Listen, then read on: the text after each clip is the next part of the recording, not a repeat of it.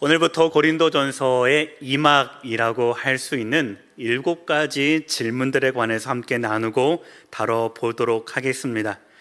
신앙생활 하는 데 있어서 어떤 방법이 옳은지 많은 이슈들이 교회 안에서 발생이 되는데, 고린도 교회 안에서도 여러 가지 문제들 중에서 특별히 바울이 7가지 문제에 관해서 편지로 답을 해 나아가고 있습니다. 어떤 질문들일까요? 제가 각 중심의 키워드를 가지고 상상해서 질문을 한번 만들어 봤는데, 화면에 글씨 좀 보이시나요? 예, 제가 숫자를 부르면 오른쪽에 있는 7가지 질문들, 왼쪽에 있는 거 이미 달았으니까 그것만 쭉 한번 읽어보겠습니다. 1. 결혼할까요? 하지 말까요? 2. 우상에게 바친 잼을 먹어도 됩니까? 3. 예배 중에 여자의 복장은 어떻게 해야 합니까? 4. 어떻게 해야 합니까? 5. 어떤 은사가 가장 큰 은사입니까? 6. 부활이 정말 있습니까? 7. 연보는 어떻게 처리해야 합니까? 이런 7문제를 가지고 바울이 교회에 답을 해 줍니다. 사도에게 물어보는 질문이 참 재미있죠. 우리 시대의 생각으로는 뭐 저런 것까지 묻나 싶을 것도 있을 텐데요. 자, 그런데 목회자로서 이 질문을 이렇게 한 판에 펼쳐놓고 가만히 들여다보니까 이런 마음이 듭니다. 바울이 얼마나 기뻤을까? 성도들이 얼마나 예뻐 보였을까? 이렇게 작은 문제들 하나조차 신앙의 중심에 서고 싶은 이들이 얼마나 보고 싶었을까? 목회자로서는 바울의 마음이 그런 식으로 이해가 됩니다. 왜 안 그렇겠습니까? 저만 해도 성도님들이 저한테 신앙 질문하러 오면 굉장히 가슴이 뛰고 기쁩니다. 어른들은 잘 찾아오지 않으세요. 근데 청년들이 참 많이 찾아옵니다. 제 방에 우리 어린아이들은 과자를 먹으러 주로 오고요, 소리 또래들은 음료수를 자주 먹으러 옵니다.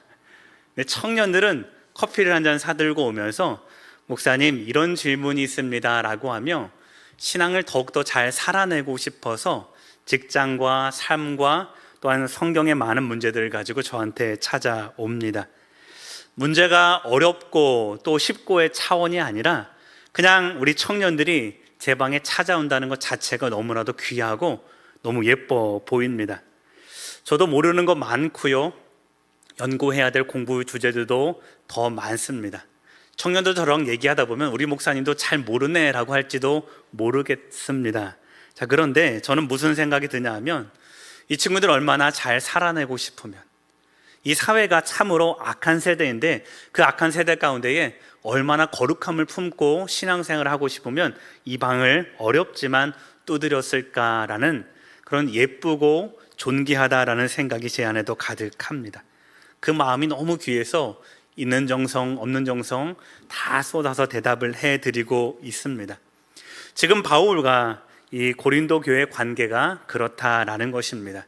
그러니 여러분 7장부터 마지막 장까지 읽어 나아갈 때는 그동안은 어떤 기분으로 읽었냐면 교회가 왜 이렇게 문제가 많아 라고 하며 힐난하는 마음이 우리 가운데 조금 있었다면, 이제부터는 야, 성도가 이런 것까지 질문할 정도로 이들의 신앙의 성숙을 위한 여러 가지 고민이 있었겠구나, 이들의 삶의 자리에서 얼마나 신앙을 위해서 분투하며 살았을까라는 신앙의 고민의 흔적을 찾아내시면서 이제 마지막 16장까지 읽어가시면 우리가 더 좋은 성경 읽기에 집중해 갈 수 있겠다 싶습니다. 오늘부터 이 7가지 질문들을 차례대로 살펴볼 텐데, 오늘은 그 첫 번째 질문, 결혼에 관한 질문을 좀 다루어 보려고 합니다.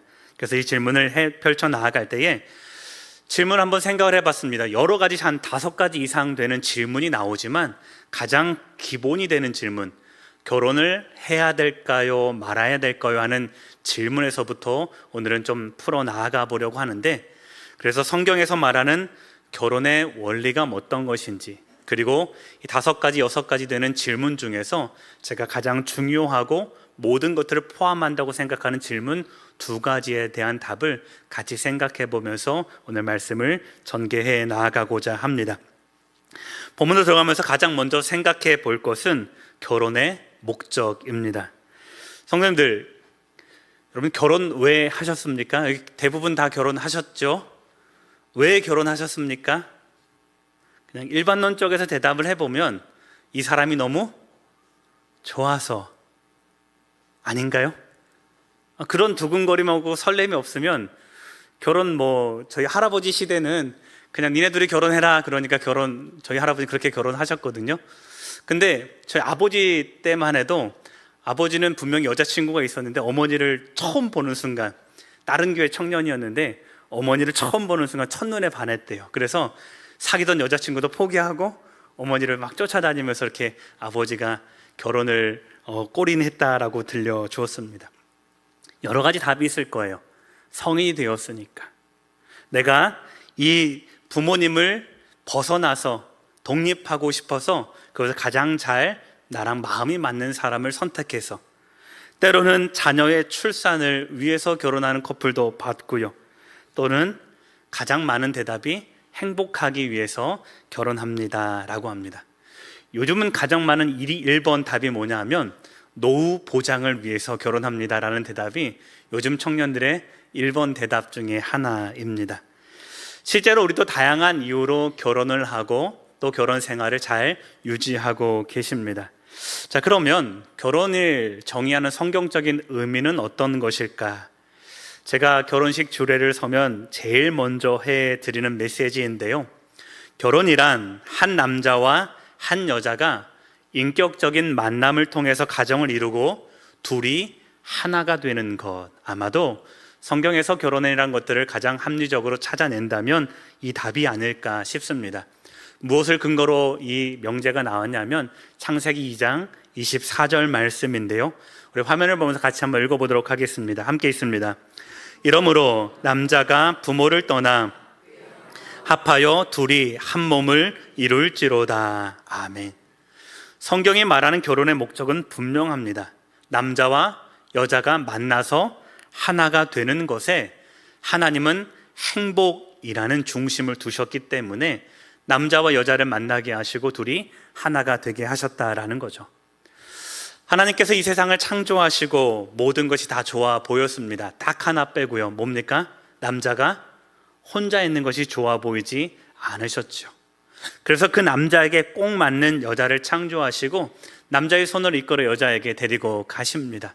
그리고 나서 너희 둘이 하나가 되어서 행복하게 살라 한 것이죠. 여러분, 이것이 결혼이고 가족의 시작입니다.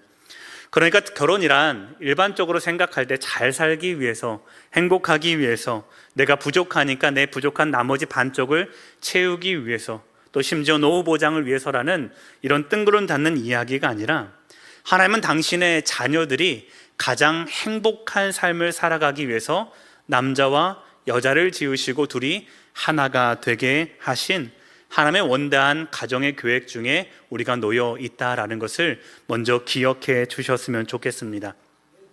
결혼의 목적을 생각할 때에 따라오는 질문이 하나가 더 있습니다. 자, 따라해 보겠습니다. 왜 하필이면 이 사람일까? 나쁜 의미가 아니라 왜 꼭 이 사람이어야 됐을까? 왜 이 사람을 내게 하나님이 보내주셨을까? 이 질문도 같이 해 보셔야 합니다. 우리 혹시 부부가 함께 앉으셨다면 옆 사람 한번 보십시오. 왜 하필 이 사람일까요? 좋은 목적에서 에이 하필 너야 이런 말고요, 좋은 목적에서 왜 하나님이 이 사람을 나에게 꼭 맞는 사람으로 보내주셨을까? 결혼 준비 학교에서는 이것을 부부 파트너십이라고 부르고 있습니다. 부목사 시절에 제가 결혼 학교를 진행하면서 대부분의 예비 부부들이 이 질문에서 막혀요. 마음으로만 생각해 보십시오.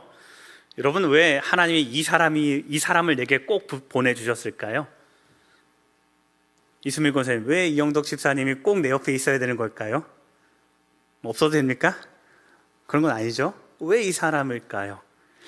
이 질문에 대해서 많은 부부들이 여기서 막혀요. 결혼 예비 부부들이 여기 막혀요. 그런데 여러분들도 잘 아시는 정확한 대답을 한 분이 계신데, 여러분 잘 아시는 이 개그우먼 조혜련 씨. 조혜련 씨가 재혼을 할 때 제가 결혼 교육을 해드렸거든요. 제가 마침 다니던 교회에 조혜련 씨가 재혼하신 그 남편분이 다니고 계셔가지고 제가 좋은 결혼 예비 부부를 좋은 기회에 하게 되었습니다. 근데 조련씨가 이렇게 대답을 하더라고요. 제가 똑같이 물었습니다.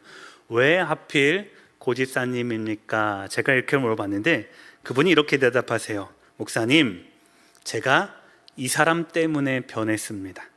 그리고 이 사람 때문에 점점 좋은 사람이 되고 싶어집니다. 이렇게 이야기를 해더라고요. 그동안에 내가 삶의 의미가 너무나도 어두운 터널이었고 가족의 많은 문제들 때문에 힘든 세월을 보내고 있는데 이 사람을 만나고 나서부터 내가 좋은 사람이 되었고 좋은 사람이 되고 싶습니다 라는 부부 파트너십의 온전한 이야기를 해 주시더라고요. 여러분은 왜 하필 이 사람일까? 성경 있는 그대로 하면 하나님이 짝지어 주셨기 때문에 이 사람입니다. 하나님이 보시기에 남자에게 가장 합당한 여자를 만드셨고 여자에게 가장 합당한 남자를 창조해 주셔서 둘이 있을 때 가장 파트너십이 원대하게 일어나기 때문에 하필 이 사람이 아니라 꼭 이 사람이 되어야 하는 것입니다. 그러니까요, 서로를 바라볼 때에 당신은 하나님이 내게 보내주신 최고의 파트너, 동반자라는 이런 영적인 진실이 부부 안에는 숨어 있다라는 것을 늘 기억하시면서 그렇게 한 가정으로 행복한 삶을 살아가시기를 축복합니다. 두 번째는요, 이 사람을 통해 하나님이 나를 연단하고 싶은 겁니다. 여러분, 결혼 생활하면 행복하기만 한 것은 아니죠. 그죠? 나랑 원수진 사람을 남들은 원수라고 부르고 부부 사이엔 뭐라고 불러요? 왼수가 되죠. 얼마나 힘들면 왼수라고까지 말을 할까요? 자, 근데 결혼이란 행복만을 위해서 있는 것이 아니라 그 사람을 통해서 나를 연단하고 싶은 거예요. 그 연단을 위한 가장 적합한 사람이 내 바로 옆에 있는 사람, 나의 모든 것들을 가장 정확하게 알고 그것에 가장 인생에 큰 조언을 주기 위한 그 한 사람으로 하나님이 이 사람이 적합하다 여겨주시는 거죠. 그래서 여러분, 배우자를 바라볼 때 내가 이 사람 때문에 성숙하겠구나, 내가 이 사람 때문에 내 믿음이 더 성장하겠구나라는 좋은 믿음의 동반자로, 나를 성숙하게 할 영혼의 파트너로 기억하고 섬겨주시기를 소망합니다. 세 번째도 비슷합니다. 따라해 보겠습니다. 이 사람 때문에 내가 최고의 인생을 살아갑니다. 네, 그 의미입니다. 섬기기 위해서. 이 앞에는 연단하기 위해서 이 사람을 보내셨다면 나를 섬겨줄 가장 좋은 이 배우자로서 하나님이 내게 보내주신 사람이 영혼의 짝이다라는 것입니다. 러시아의 유명한 이 발레 안무가인 레오르게 발레친이라는 사람이 있는데요, 이 사람은 이 혼성 발레를 어떻게 표현하냐면 여성 혼자 발레를 해도 아름다울 수 있습니다. 그러나 남자를 그 옆에 두신 것은 여성 혼자 표현할 수 없는 더 아름다운 극한의 아름다움을 끌어내기 위해서 남자는 그 옆에 존재하는 겁니다 라고 하며 발레, 혼성으로 하는 발레를 그렇게 표현합니다. 여성 혼자 하는 발레 참 아름답죠, 그죠? 그러나 남자가 그 옆에 서게 되면 여성 혼자 할 수 없는 뛰어난 예술적 가치가 더 생긴다라는 거예요.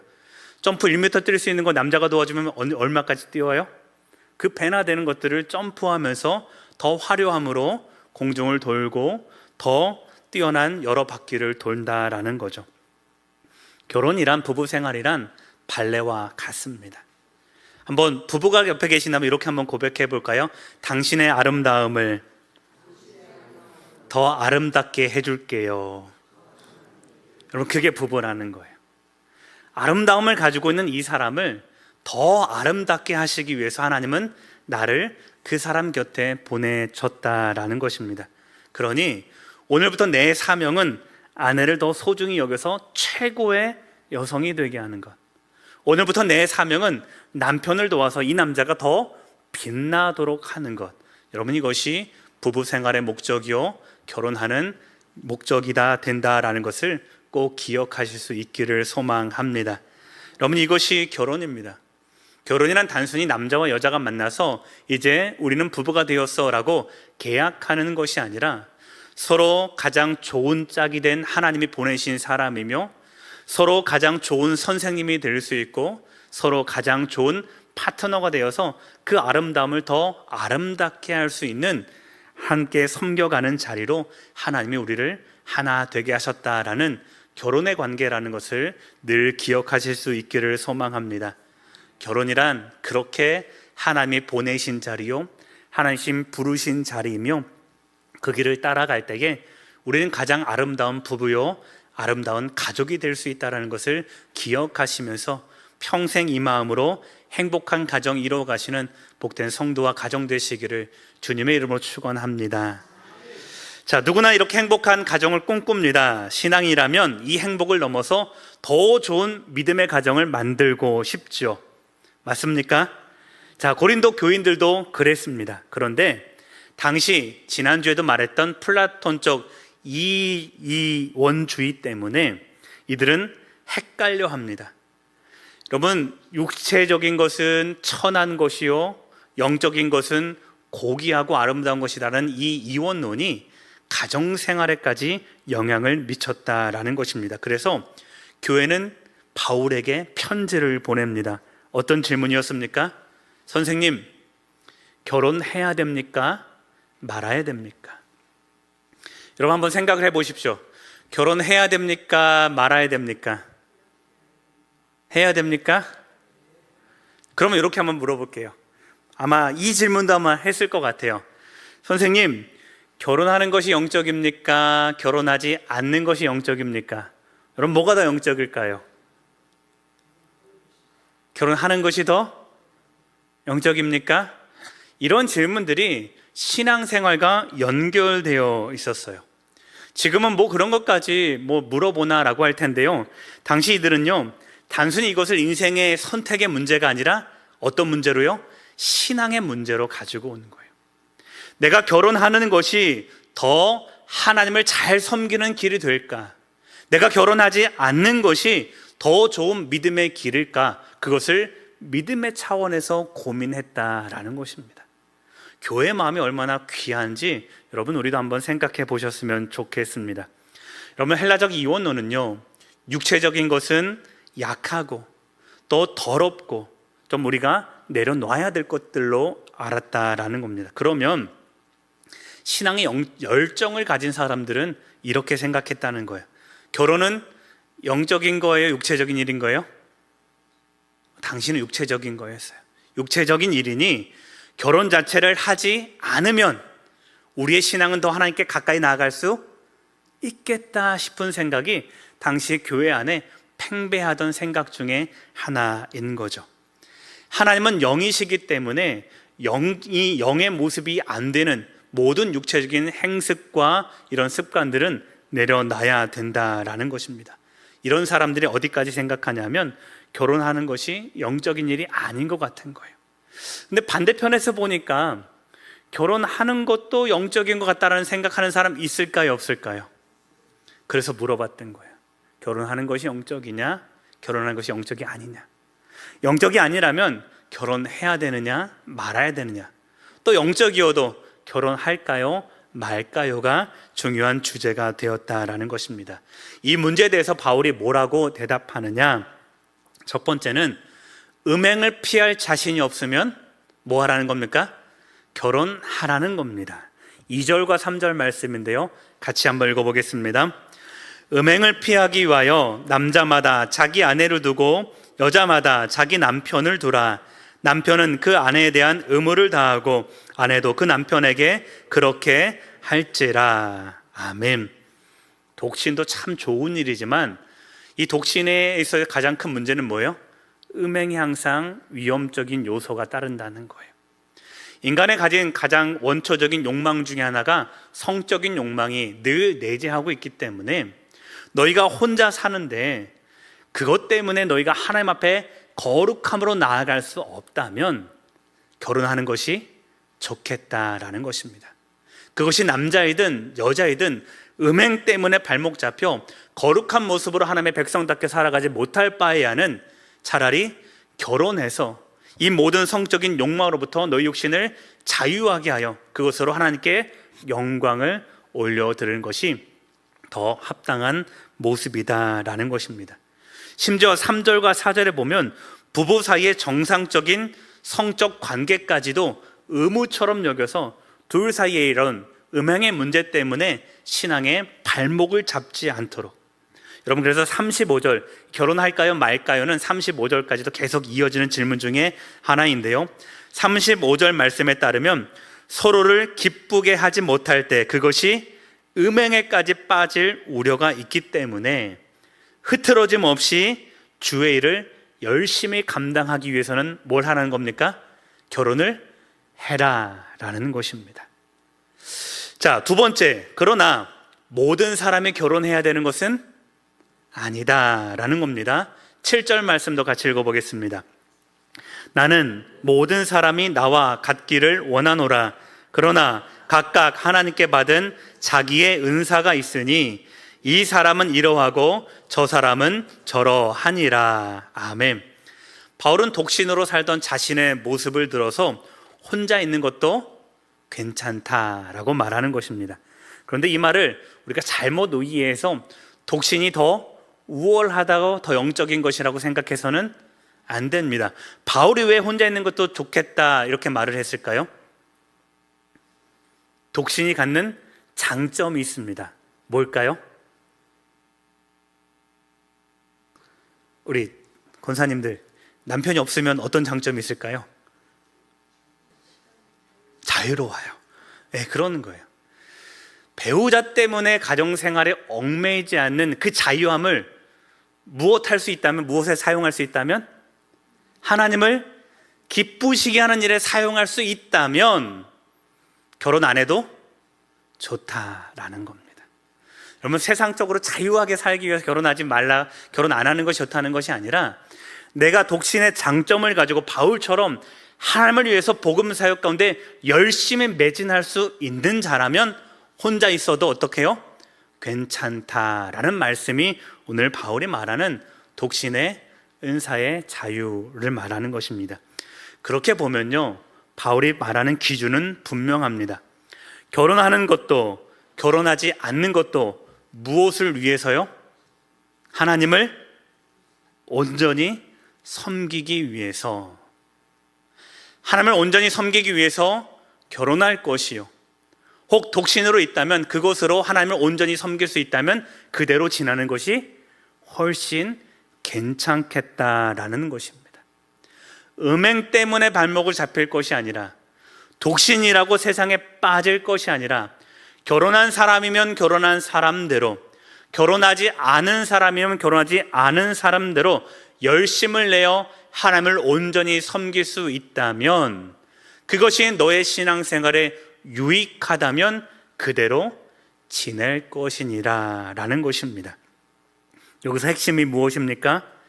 내가 처한 그 자리에서 하나님을 온전히 섬기고 하나님을 기쁘게 하는 사람이 되라라는 것이 오늘 이 결혼 관계에 대한 핵심이다라는 것을 여러분 기억하셨으면 좋겠습니다. 여러분, 이렇게 다시 한번 생각해 보십시오. 그러면 여기까지 우리가 들었습니다. 결혼해야 됩니까? 말아야 됩니까? 해도 되고 안 해도 돼요. 무엇을 위해서요? 하나님을 온전히 섬기기 위해서. 결혼이 그것이 유익이 된다면 결혼해야 되는 거고요, 결혼하지 않는 것이 유익이 된다면 결혼하지 않는 모습으로 우리는 온전한 신앙생활을 해나가는 성도의 모습을 유지해 나아가야 된다라는 것입니다.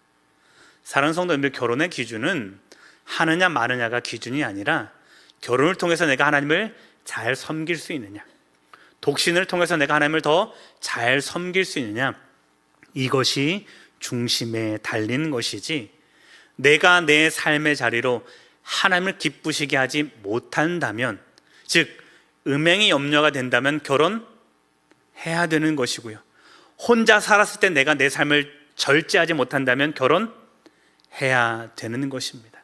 반대로요, 결혼했을 때 내가 하나님을 온전히 섬기지 못한다면 어떻게 해요? 그런 자신이 없다면 결혼하지 않는 것이 좋겠다. 우리가 이 근본을 알았으니 거기까지도 우리가 확장해서 생각해 볼 수 있어야 되는 것입니다. 사랑하는 성도님들, 결혼 생활에서 늘 행복하시기를 축복합니다.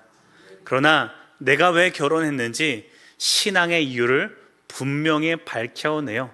내가 이 결혼한 삶이라면 결혼한 이 삶을 통해서 어떻게 하나님을 온전히 섬겨갈지, 어떻게 하나님을 기쁘시게 할지, 그 기쁨의 이유를 우리 믿음에서 꼭 찾아내어서 이 결혼 생활이 하나님을 섬기는 데 유익이 되시기를, 그리고 혹 지금 혼자 되셨다면 혼자 있는 것이 하나님을 섬기는 일에 유익하도록 살아가시는 복된 성도의 일상 되시기를 주님의 이름으로 축복합니다. 두 번째 우리가 더 중요하게 생각해 볼 질문은 믿지 않는 배우자와는 어떻게 해야 됩니까? 라는 이 질문 또한 오늘 본문에 드러나게 됩니다. 여러분, 믿지 않는 사람과 결혼했을 때 그럼 어떻게 해야 될까요? 뭘 그런 것까지 모르세요, 목사님? 그냥 사는 거죠. 여러분, 당시에는 왜 이런 질문이 생겼냐면 이런 겁니다. 이것도 헬라적 이원론적 사상 때문에 생긴 질문 중에 하나인데, 아내가 먼저 예수를 믿어요. 자, 그런데 나는 그리스도인이 되어서 거룩함을 힘입었는데 남편이 아직 믿지 않는 거예요. 그럼 나는 거룩한 사람이고 남편은 거룩하지 않은 사람이에요. 그냥 그대로 부부관계를 유지하면 좋을 텐데, 별 관계가 없을 텐데, 어느 날 남편이 아내에게 자기야, 우리 이제 합방해야 되지 않겠어? 라고 말을 했다라는 거예요. 그럼 부부관계에서 잠자리는 자연스러웠습니까? 불편한 겁니까? 모르세요? 부부관계에서 잠자리는 자연스러워야 되는 거예요. 맞죠? 근데 자기가 거룩하다고 예수 믿어서 거룩해졌다라고 생각하는 이 여인은 가뜩이나 육체적인 것은 하찮고 버려야 될 것을 여기는데, 안 믿는 사람과의 육체적인 연합은 그 여인에게 어떤 식으로 다가왔을까요? 그것이 이 한 여인의 문제가 아니라 온 교회의 질문이 되는 거예요. 왜요? 혼자 신앙생활하는 사람이 많았거든요. 혼자 생활하는 남편도 많았고 혼자 생활하는 아내도 많았거든요. 믿지 않는 사람과의 이 밤의 잠자리는 이들에게 있어서 가뜩이나 육신의 것은 더럽다고 거룩하지 않다라고 여기던 사람들에게 믿지 않는 사람과의 육체적 연합은 커다란 걱정거리였던 거예요.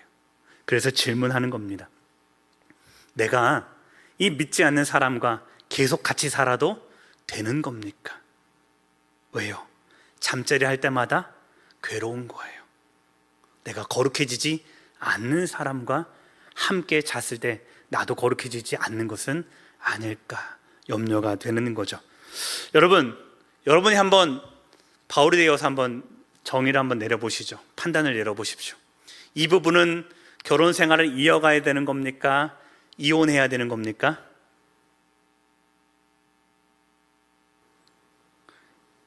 어려우세요? 자, 이 부분은 결혼 생활을 이어가는 것이 영적이겠습니까? 이혼하는 것이 영적이겠습니까? 이어가는 것이. 왜요? 오늘 바울이 그거에 대해서 답을 해 나가고 있는 겁니다. 여러분, 사실 이 질문은요, 한국 사회에서 꽤 심각한 질문이었어요. 저희 어머니 세대 때는요, 이것 때문에 심각한 이혼의 고민을 하고 있는 가정들이 많았습니다. 제가 초등학교 때 다니던 그 교회에서도 이 문제 때문에 굉장히 많은 문제들이 있었던 것 같아요. 꽤 오래전 일인데요, 저희 어머니가 충주 건대병원에서 호스피스로 이렇게 일하고 있을 때요, 그 병원 전도사님 중에 한 분이, 제가 신학생이었는데 저한테 이런 말씀을 하세요. 아마 그분 남편이 믿지 않은 분이었던 것 같아요. 하나님이 옛날에 자신이 천원이었을 때 그렇게 하나님이 나보고 믿지 않는 사람이랑 결혼하지 말라고 뜯어 말렸는데 그 남자가 멋있어서 결혼했다라는 거예요. 근데 20년이 지나도 내가 그 남자 때문에 아주 죽겠어요. 전도사님 저한테 죽겠어요라는 표현을 쓰더라고요. 무슨 말입니까? 다른 이야기의 방식이지만 거룩한 나와 거룩하지 않는 그와 연합하니까 하나님이 뭐라는 거예요? 벌 주셨다라는 거예요. 그럼 맞을까요? 틀릴까요? 여기에 대해서 바울이 이렇게 권면합니다. 13절과 14절 말씀입니다. 같이 한번 읽어보겠습니다. 어떤 여자에게 믿지 아니하는 남편이 있어 아내와 함께 살기를 좋아하거든 그 남편을 버리지 말라. 믿지 아니하는 남편이 아내로 말미암아 거룩하게 되고 믿지 아니하는 아내가 남편으로 말미암아 거룩하게 되나니 그렇지 아니하면 너희 자녀도 깨끗하지 못하니라. 그러나 이제 거룩하니라. 아멘. 무엇입니까? 거룩하다라는 걸 거룩하지 않다라는 거예요. 결혼 자체에는 문제가 없다라는 거예요. 오히려 믿지 않는 배우자와 함께 사는 것은 뭐의 기회가 된다라는 거예요? 전도의 기회가 된다라는 거예요. 그 남자가 더러운 것이 아니라, 내 아내가 부정하는 것이 아니라, 믿는 자와 함께하는 그 가정 자체는 뭐하다고요? 거룩하다는 거예요. 너의 자녀를 보면 거룩한 것을 알게 되지 않느냐라고 하며 자녀의 거룩함을 들어서 설명하고 있다라는 것을 기억해 보시면 좋겠습니다. 단, 어떤 경우에는 이혼해도 좋다라는 거예요. 믿지 않는 남편이 내가 믿는 것 때문에 이혼을 요구한다면, 그러면 다툼 때문이라도 이혼을 허용해 주어라. 그러나 내가 처한 모든 환경에서는 너는 그 남자의 복음의 좋은 선한 도구라는 것을 늘 기억했으면 좋겠다라는 말인 것이죠. 16절과 17절입니다. 같이 읽어보겠습니다. 아내된 자여, 내가 남편을 구원하는지 어찌 할 수 있으며, 남편된 자여, 내가 내 아내를 구원하는지 어찌 알 수 있으리요. 오직 주께서 각 사람에게 나누어 주신 대로 하나님이 각 사람을 부르신 그대로 행하라. 내가 모든 교회에서 이와 같이 명하노라. 아멘. 어떻게 살라는 겁니까? 부르신 그대로. 그래서 부르신 대로라는 어떤 거랍니까? 가정은 그 자체로 거룩하니, 혹 믿지 않는 남편과 함께 살더라도 그것 때문에 거룩함이 훼손되지 않으니 그대로 사는 것이 좋다. 이유는 뭐라는 거예요? 너 때문에 그 가정이 거룩해질 거다.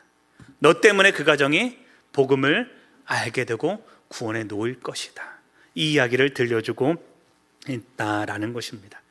여러분, 이 밑바탕에도 어떤 것이 깔려 있느냐면, 나 때문에 이 가정이 하나님 앞에 온전해지지 않느냐.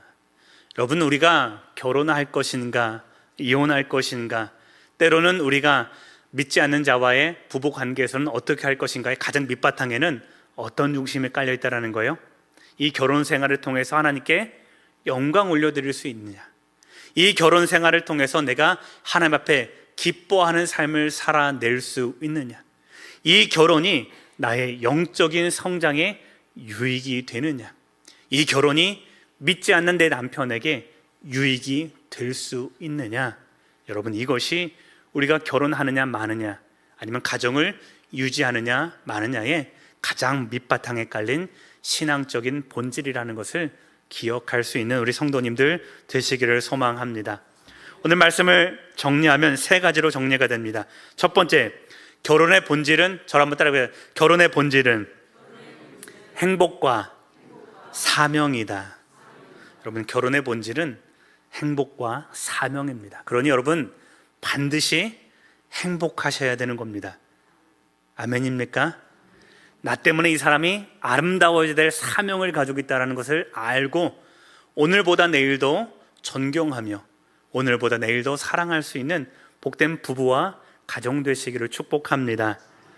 둘째, 따라해보세요. 결혼의 기준은 신앙의 유익을 따라 해야 한다.